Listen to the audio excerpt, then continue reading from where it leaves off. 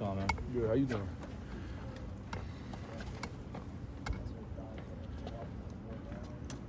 Gentry, I know it's just been a couple of days, but what was the takeaway just from the defense on Saturday?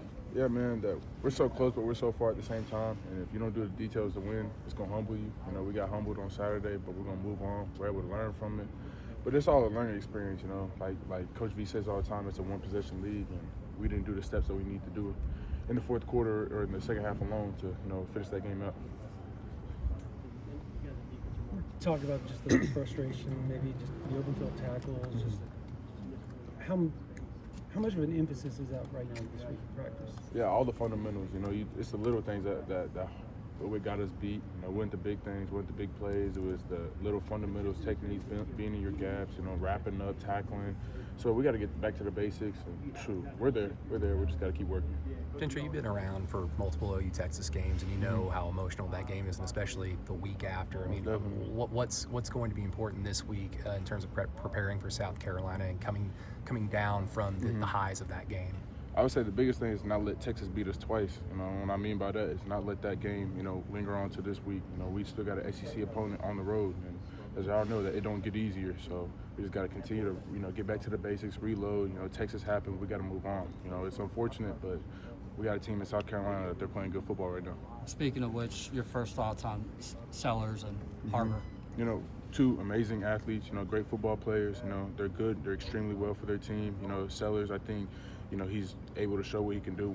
I think a top prospect quarterback coming up in this year's draft, if he keeps doing what he's doing. And then, like you said, Harbor, one of the fastest people in the world, not only in the country, but, you know, he's an extreme athlete, bigger guy, so physical, yeah. How much do you look forward to that kind of challenge with Harbor, just when you get to go up against receivers like that? No, I'm excited for any challenge in the SEC. You know, that's why I'm excited to be here in the SEC and playing for OU because we got matchups like that every week. So it's another one on the schedule. I'm excited. You know, we'll get ready for it. You guys are both track guys. Did you know Harbor? Yeah, I actually did. I think I ran against him as a kid. My dad, he was telling me about it a couple of weeks ago that we had ran against each other when we were younger. I do remember him. Mm-hmm. Was that part of the conversation coming out of Saturday too? Just like another big game this week. We have a ton of big games left. Like there's a lot of season left. Still a lot of football. You know, it's hard to be an undefeated team in the SEC. Obviously, that's the goal. And I'm not shying away from any loss. You know, any loss is important, but we have to stress to move on. You know, it really is unfortunate, but we got to stress to move on because, like I said, we can't let Texas beat us twice, and we got a really good opponent that we got to get ready for. You feel like everyone's kind of doing a good job of that. So it's only been a couple days, but kind of moving past it. Yeah, I mean, obviously, we still got to get some things from the Texas game corrected to be able to move on for South Carolina because, as we know, you know, some teams might run the same things, but we got to be prepared for everything. So. Yeah, we're preparing for South Carolina, but still getting over Texas, you know, and moving on for our corrections.